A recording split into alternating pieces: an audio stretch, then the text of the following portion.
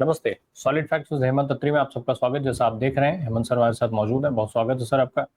Sir Rahul Gandhi आज जो है वो वोट अधिकार रैली के लिए बेंगलुरु पहुंचे। वहां पर जिस तरीके से उन्होंने फिर से एक बार चुनाव आयोग, भारतीय जनता पार्टी और केंद्र की सरकार को आड़े हाथों लिया। कल जिस तरीके के खुलासे किए गए थे और उसके बाद चुनाव आयोग का जो रवैया रहा कि राहुल गांधी को वो धमकी देने पर उतारू हो गए। आज राहुल गांधी ने जो है वो 5 मांगे रखी, 5 बहुत, और वो जो मांगे हैं बड़ी अहम है। मैं चाहता हूँ कि दर्शक जल्दी से उसको सुन ले और फिर मैं सवाल के साथ आता हूँ आपके पास। सुनवाइए जरा दर्शकों को please. Here are 5 questions to the Election Commission of India. Instead of threatening us, threatening me, answer these 5 questions. Number 1, why are you not giving voter lists in digital machine readable format to the people of India? Number 2, why are you destroying video evidence? Number 3, why is ECI committing massive fraud in the voter lists? Number 4, why is ECI threatening opposition instead of answering our questions? And finally, why is ECI behaving like an agent of the BJP? Namaskar. ये 5 सवाल हैं, मांगे नहीं, एक तरीके से ये सवाल हैं जो राहुल गांधी ने उठाए हैं फिर से सर।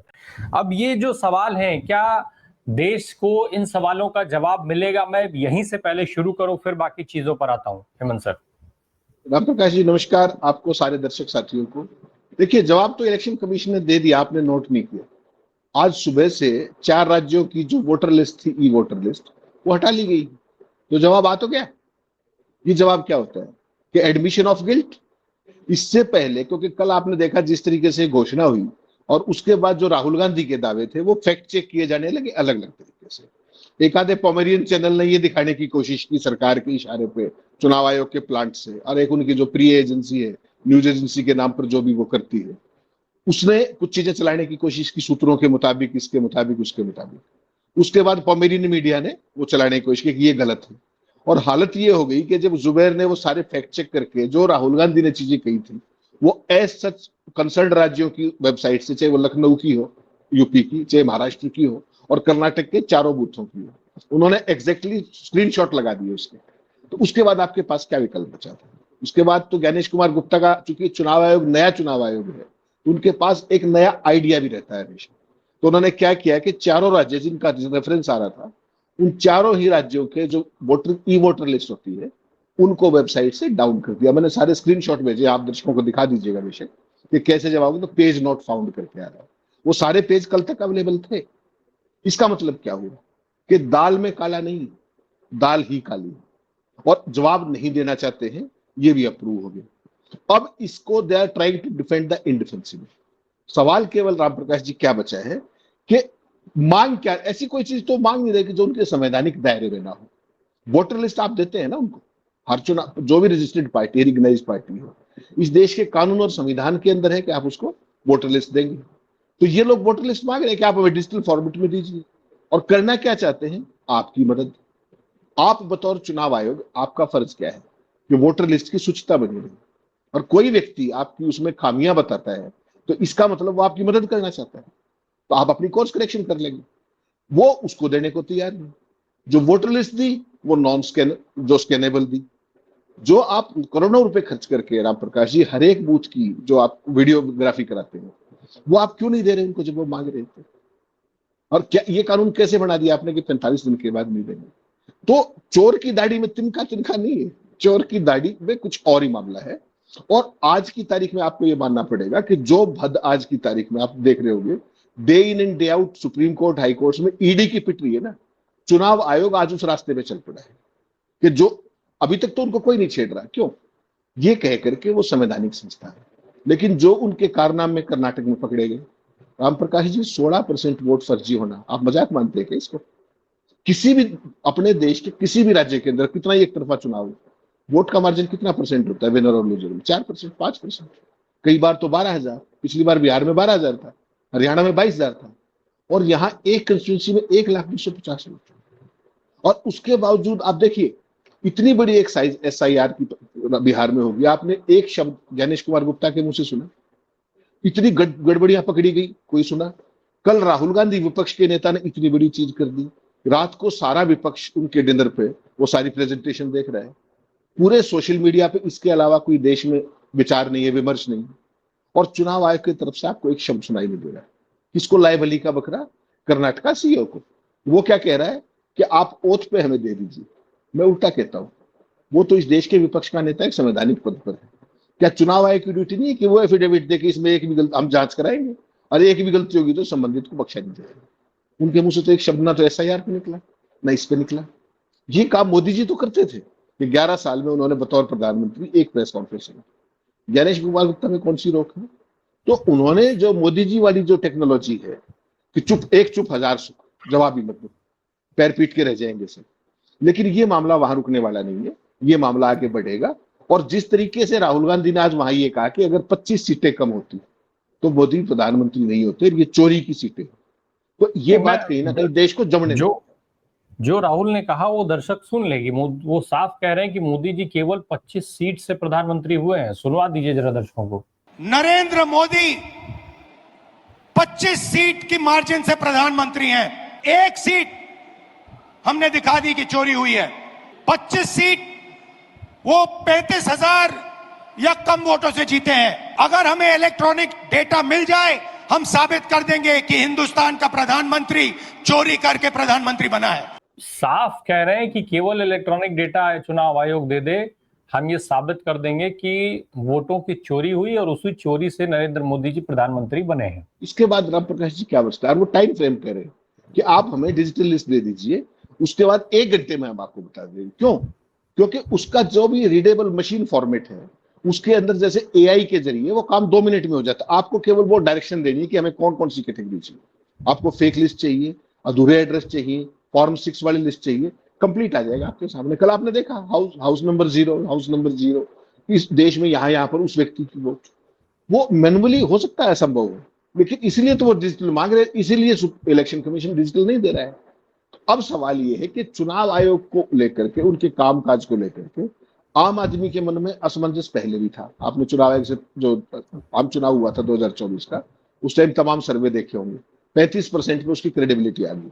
लेकिन यहाँ एक कंस्टिट्यूंसी के अंदर 16% वोटों की चोरी और हेराफेरी, उसके बाद तो बचा ही कुछ नहीं। अब केवल सवाल ये बचा है कि एक तरफ विपक्ष है और दूसरी तरफ सुप्रीम कोर्ट है। सुप्रीम कोर्ट में 12 तारीख को एक केस एक्टिवली लगा हुआ है SIR, एक रेफरेंस उसका लेना पड़ेगा। बेंगलोर में आज हो गया। बेंगलोर में क्या हुआ आज?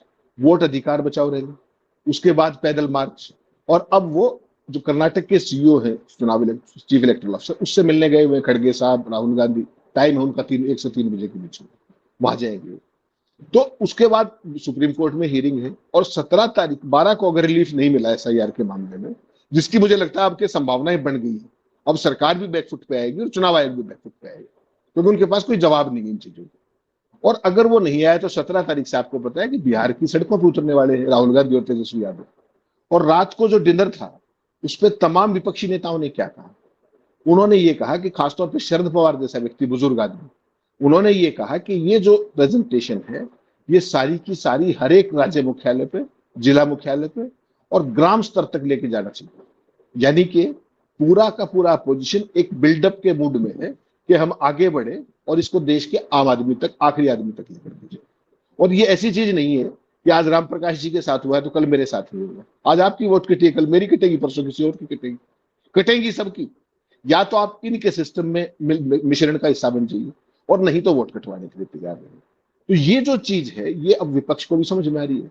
और दुर्भाग्य की बात यह है कि जो सत्ता पक्ष के साथ लोग हैं, चाहे NDA में नीतीश कुमार, चाहे चंद्रबाबू, समझ में तो उनको भी आ रहा है, लेकिन उनकी तमाम ऐसी मजबूरियां होंगी जो नीतीश कुमार आज तक SIR पे कभी बोलते सुने हो आपने, और तमाम चीजों पे कहने को चंद्रबाबू नायडू के डेलीगेशन मिला आके, लेकिन उनके अंदर वो ऑफेंस और एग्रेशन नहीं था जो होना चाहिए था। अल्टीमेटली जो ये दबे कुचले अल्पसंख्यक, ये वोट किसकी कट रही है? मैं और आप तो लीगली अवेयर आदमी, हमारी कोई वोट टच करके दिखाए। इसलिए खेल किनके साथ होता है? जो कमजोर वर्ग है, जिनको जानकारी नहीं है अपने अधिकारों। तो ये सारे विपक्ष का जो एक तरीके का प्लान है, और सत्ता पक्ष के सहयोगी भी दुखी हैं लेकिन मजबूर हैं। उस मजबूरी का फायदा चुनाव आयोग कब तक उठाएगा और सुप्रीम कोर्ट कब तक चुनाव आयोग को ये कह के संरक्षण देता रहेगा कि आप एक संवैधानिक संस्था है। ये 12 तारीख को आपको देखने को मिलेगा, ऐसा मेरा मानना। सर, राहुल गांधी ने जब कल सिलसिलेवार एक एक करके सारी चीजें पूरा प्रेजेंटेशन के माध्यम से खुलासे किए, सब कुछ बताया कि कैसे कैसे क्या क्या खेल हुआ वोटों की चोरी का, उसके बाद इलेक्शन कमीशन ने उनको जो है तुरंत उस पर जो है हमला किया राहुल गांधी पे, ये कहते हुए कि आप उसको एफिडेविट करिए। आज राहुल गांधी ने उस बात को फिर उठाया है कि भाई चुनाव आयोग मुझसे एफिडेविट मांग रहा है लेकिन खुद वेबसाइटें बंद कर दे रहा है। वो अभी सुनवाता हूं, लेकिन उसके पहले एक चीज और समझना चाहूंगा मैं जरा, एक सवाल जो मैं अभी ले रहा हूं, फिर उसके बाद राहुल गांधी का वो सुनवाता हूं। चुनाव आयोग को लेकर के सारे खुलासे राहुल गांधी ने किए, उसके तुरंत बाद भारतीय जनता पार्टी के मंत्रियों ने मोर्चा संभाला, उनके नेताओं ने मोर्चा संभाला और बयानबाजियों का दौर शुरू हुआ। राहुल गांधी को बताया गया और एक मंत्री साहब जिनके ऊपर संसद चलाने का जिम्मा है जिनके कंधों पर, वो तो कह रहे थे कि वो एक एनजीओ है, वो उनसे मजबूरी में सब करवाती है, उनको खुद नहीं पता कि वो क्या बोल रहे हैं और एनजीओ का डाटा पढ़ करके उन्होंने देश का समय खराब कर दिया। अब मेरा सवाल ये है कि राहुल गांधी ने एक खुलासा करके देश का समय खराब किया, रोज सदन बंद करके क्या देश का समय नहीं खराब किया जा रहा है? राहुल गांधी का स्टेटमेंट पहले जरा सुनवा दीजिए अगर संभव हो, और उसके बाद फिर मैं हेमंत सर से जवाब लेता हूँ। एफिडेविट मांगता है, मुझसे कहता है कि मुझे ओथ लेना है। मैंने पार्लियामेंट के सामने, पार्लियामेंट के अंदर ओथ लिया है, इस संविधान के सामने ओथ लिया है, इस पर हाथ डाल के वोट लिया है, इस पे हाथ डालकर ओथ लिया है। और आज जब हिंदुस्तान की जनता हमारे डेटा को लेकर इलेक्शन कमीशन के वेबसाइट पर सवाल पूछ रही है, तो इलेक्शन कमीशन ने अपना वेबसाइट बंद कर दिया। मध्य प्रदेश, राजस्थान, बिहार के वेबसाइट बंद कर दिए हैं, क्योंकि वो जानते हैं कि अगर हिंदुस्तान की जनता ने इसी डेटा को लेकर सवाल पूछना शुरू कर दिया तो उनका पूरा ढांचा कोलैप्स कर जाएगा। सर, ढांचा कोलैप्स कर जाएगा? दो सवाल है मेरे। एक, भाजपा जवाब दे रही है ये कहते हुए कि राहुल गांधी देश का समय खराब कर रहे हैं, दूसरी तरफ ये कि चुनाव आयोग जो है राहुल गांधी से एफिडेविट मांग रहा है, लेकिन खुद जो है वो एफिडेविट करने को तैयार नहीं है, खुद डिक्लेयर करने को तैयार नहीं है कि राहुल गांधी ने जो दावे किए वो झूठ है और हमारी लिस्ट पूरी सही है। बिल्कुल सही राम प्रकाश जी। और ये देखिए ये किस किस की मदद कब कब करते हैं। चुनाव आयोग, चाहे वो राजीव कुमार का समय हो चाहे ज्ञानेश कुमार का समय हो, जब भी उनकी क्रेडिबिलिटी पे, उनकी फंक्शनिंग पे, उनकी ट्रांसपेरेंसी पे, उनकी अकाउंटेबिलिटी पे जब भी सवाल आपने सुने हैं, तो चुनाव आयोग कभी भी प्रोएक्टिवली जवाब नहीं देता। कौन जवाब देता है? बीजेपी और उसके तमाम दुमछल्ले जितने भी। और कवर फायर कौन देता है? आपका पोमेरियन मीडिया, आपकी वो जो फेमस जो न्यूज एजेंसी है, वो सारे अकॉर्डिंग टू सोर्सेज वो सारे के सारे वो काम कर रहे हैं। कल रात को भी वही कोशिश की गई, तमाम कॉमेडियन चैनल्स ने दिखाया कि भाई ये गलत है, ये गलत है, और जुबैर ने आकर के वो सारा ब्लैक एंड व्हाइट में दिखा दिया कि जो कुछ कहा राहुल गांधी ने वो वर्बैटिम वही है, बिल्कुल इतना सा भी फर्क नहीं। तो आप ये मान करके चलिएगा, चाहे ईडी का बचाव करना, ईडी अपने बचाव के लिए कभी कुछ नहीं आती। कौन करता है ईडी का बचाव? ईडी का बचाव भारतीय जनता पार्टी करती है, यही शर्मनिरपेक्ष मंत्री और ये सांसद और ये तमाम पदाधिकारी करते हैं। और आपने एक चीज ऑब्जर्व नहीं की, कल जो महाराष्ट्र के मुख्यमंत्री हैं फडणवीस, वो कूद के आए, उनका कोई रेफरेंस नहीं था, वो कूद करके आए। उन्होंने कहा कि गड़बड़ चुनाव आयोग में नहीं है, राहुल गांधी की मेमोरी के अंदर। इसका मतलब समझिए आप क्या है कि महाराष्ट्र सबसे पहले चोरी कहां पर पकड़ी गई? महाराष्ट्र के अंदर पकड़ी गई। और ऐसी कर्नाटक की चोरी को आप छोटा मान सकते हैं, लेकिन महाराष्ट्र में तो सरेआम जिस तरीके से 4.5 महीने में जो वोट जुड़े, वो ना भूतों ने भविष्य टाइप की चीज है। तो वो ऐसी चीजों को जो चुनाव आयोग डिफेंड नहीं कर पा रहा, उसको कौन डिफेंड करता है? Cover fire. नंबर एक जो डॉगी मीडिया, जो पोमेरियन और ये सारी एजेंसियां, और उसके बाद भारतीय जनता पार्टी। भारतीय जनता पार्टी के संरक्षण की जरूरत है क्या चुनाव आयोग की? वो तो संवैधानिक संस्था है। क्यों करती है? क्योंकि चुनाव आयोग उसका सहयोगी है, और चुनाव आयोग एम्पायर नहीं है, उनकी साइड का एक प्लेयर है।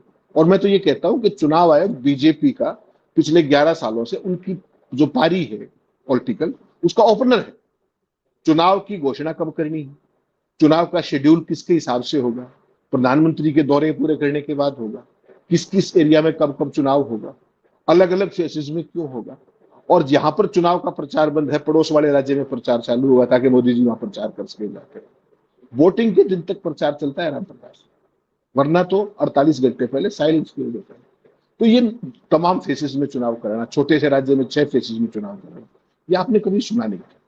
ये टेक्नोलॉजी 3 लोग लेकर के आए, सुनील अरोड़ा, राजीव कुमार और अब गणेश कुमार। और ये एकदम विरासत बढ़ के चल रही है कि ना किसी सवाल का जवाब दो। आपको ध्यान होगा राजीव कुमार क्या करते थे, कोई भी बात हो राजीव कुमार शेर व शायरी थे, घटिया किस्म की शेर व शायरी, सड़क साहब, ईवीएम को लेके, फला को लेकर। अब तो वो ईवीएम वाला भी चैप्टर क्लोज हो गया। अब तो सीधे सीधे ब्लैक एंड व्हाइट में ये चीज आ गई कि आपके संरक्षण में ये चोरी हो रही है। ब्लैक एंड व्हाइट में 6 लाख वोट, 1,02,250 फर्जी, जवाब दे दीजिए। अभी अब जब मैं और आप बात कर रहे हैं वो पूरी लिस्टें आ गई, आप कहो तो मैं आपसे शेयर कर देता हूँ। जो राहुल गांधी की फाइंडिंग्स थी वो पूरी की पूरी लिस्टें आ गई अपने पास, आप दिखाना चाहे दिखा सकते हैं। जो कल वो दिखा रहे थे प्रेजेंटेशन में, एक एक नाम और एक एक वोट, कहाँ क्या क्या गड़बड़, विद एड्रेस विद प्रूफ। तो अब चुनाव आयोग कहाँ जाएगा? Basically they are trying to defend the indefensible. और अगर इस देश में थोड़ी सी भी न्यायपालिका सक्रिय हो जाए, केवल वोट का अधिकार संवैधानिक अधिकार है, अगर एक व्यक्ति की भी वोट गलत पड़ती है तो चुनाव आपको पता है खारिज हो सकता है। यहाँ तो जो 65 लाख वहां काट दिए, यहाँ पर नए जोड़ दिए, कोई वाली वारिस नहीं। अगर चुनाव आयोग में, तो ये बात कहता हूं कि अगर सुप्रीम कोर्ट जो स्वतः संज्ञान का एक प्रोविजन है, चाहे वो हाई कोर्ट के पास ताकत है, सुप्रीम कोर्ट के पास, अगर वो इस बंगलौर के मामले का, महादेवपुरम की सीट पे जो गड़बड़ झाला हुआ है, इसका स्वतः संज्ञान नहीं लेते हैं, तो with all due regards to higher judiciary, फिर मैं कहूंगा कि जो स्वतः संज्ञान वाला क्लॉज है इसको खत्म कर देना चाहिए संविधान से। क्योंकि अल्टीमेटली ये लोकतंत्र की बुनियाद है, वोट का अधिकार। आप उसको बचाने का, उसको संरक्षण देने के लिए आगे नहीं आ सकते हैं, तो फिर उस संवैधानिक ताकत का, उस न्यायपालिका का कोई मायने नहीं रह जाए। सर, ये जो चुनाव आयोग धमकी दे रहा है राहुल गांधी को कि अगर आप ओथ नहीं करेंगे तो हम जो है कार्रवाई करेंगे इत्यादि, और दूसरी तरफ भाजपा जो कूद करके सामने आ गई है चुनाव आयोग के बचाव में, समझना ये कि अगर कहीं पे गड़बड़ी नहीं है तो फिर ये वेबसाइट बंद करने की जरूरत क्यों पड़ गई? क्यों आज वो सारे डेटा छुपाने की जरूरत पड़ रही है अगर कहीं गड़बड़ी नहीं है? और देवेंद्र फडणवीस को जो कूद करके आना पड़ा उसकी जरूरत क्यों है फिर? नहीं, वो कवर फायर करना है ना, मुद्दे को डिफ्लेक्ट करना है, और ऐसा ना लगे कि चुनाव आयोग नहीं बोल रहा तो केवल कांग्रेस पार्टी ही ऑफेंसिव पे या एलाइज ही ऑफेंसिव पे। तो कोई ना कोई तो उनके साथ तो खड़ा दिखे ना कम से कम, उससे कोई फर्क पड़े। देखिए समस्या क्या है, राहुल गांधी की खबर आज आपने तमाम डोगी अखबारों में 11वें पेज पे देखी, इतनी बड़ी खबर 11वें पेज पे, 8वें पेज पे, 7वें पेज पे। चंद अखबार है बिल्कुल जिसमें फ्रंट पेज पे प्रोमिनेंटली खबर चाहिए। क्यों? 11वें पेज तक आप शाम तक पहुंचते हो, नहीं पहुंचते हो अखबार, फ्रंट पेज देख के साइड में देखते हो अखबार। वही हाल चैनलों का, कितने चैनलों पे आपने रात को इस पर प्रोडक्टिव डिस्कशन देखा? केवल राहुल गांधी को कोसने का, कांग्रेस पे सवाल उठाने का, इसके अलावा तो कुछ नहीं।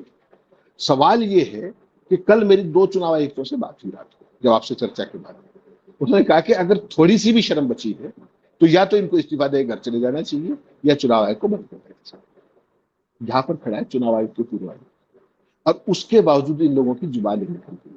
तो क्या ये सरकार के एलाई हो गए? इसका जवाब है हाँ। और पूर्व चुनाव आयुक्तों का जो सिर आज जो करके गए थे, आप कल्पना कीजिएगा ये वही चुनाव आयोग जिसमें टीएन शेषन साहब होते थे, सोचिएगा। और आज कौन चुनाव आयोग थे? सर, लेकिन सवाल ये उठता है कि चुनाव आयोग ये क्यों करेगा, क्यों इस्तीफा देगा, क्यों वो जो है अपनी संस्था को भंग करके क्यों जा करके जो कमेटी है भी उसको भंग कर दे? आखिर इस नैतिकता की उम्मीद क्यों करें? ये कोई पहली बार तो नहीं है कि राहुल गांधी आरोप लगा रहे हैं। भाई, इंडिया टुडे के इंटरव्यू में नितिन गडकरी ने साफ तौर पे कहा था कि उनके क्षेत्र में चुनाव के समय पर 3.5 लाख वोटर काट दिए गए। इतना ही नहीं, उन्होंने कहा कि मेरे वोट काटे गए। इतना ही नहीं, उन्होंने ये कहा कि मेरे परिवार के सदस्यों के वोट काटे गए। कौन सा इस्तीफा हो गया था? किस पर कार्रवाई हो गई थी? नितिन गडकरी ने उसके बाद उस मसले पे कोई चूक की कहीं पर? सारे देश को पता है क्यों करवाया गया था, क्योंकि वो संघ के करीबी हैं। उनको एनएचआई से नहीं हटा सकते थे, मंत्रालय से, वो संघ उसको नहीं करने देगा, उसका मंत्रालय भी नहीं बदल पा रहे थे। तो गेम ये रचा गया था उसको चुनाव हरवा दिया जाए। लेकिन उस एक क्लिप जो मैंने आपको भेजी, उसके अलावा आपने कभी उसकी बात सुनी? नितिन गडकरी ने दोबारा आवाज की। लेकिन ये राहुल गांधी, नितिन गडकरी तो नहीं, वो लड़ते आए हैं, लड़ना जानते हैं। उन्होंने कल दिन में बात की, रात को डिनर पे बात की, आज सुबह उठते ही आपने उनका 8 मिनट 5 सेकंड का वीडियो देखा होगा, जिसमें जो ये कथित तौर पे उनको युवराज कहते थे, वो उन्होंने अपनी सारी पृष्ठभूमि रखी कि मैं 1980 में मैं और प्रियंका घर में ले ही बनाते थे, पोस्टर चिपकाते थे पार्टी के। आप तो उनको युवराज के तौर पे स्थापित करते थे। एक अंतर देखना पड़ेगा आपको। कांग्रेस पार्टी का इतिहास लड़ने का है, और जितना भाजपाई और उसके जो एफिलेटेड जो भी सिस्टम है उसका, चाहे वो आरएसएस है, उनका काम कभी भी लड़ने का नहीं है, लड़वाने का। खुद कभी नहीं लड़ेंगे।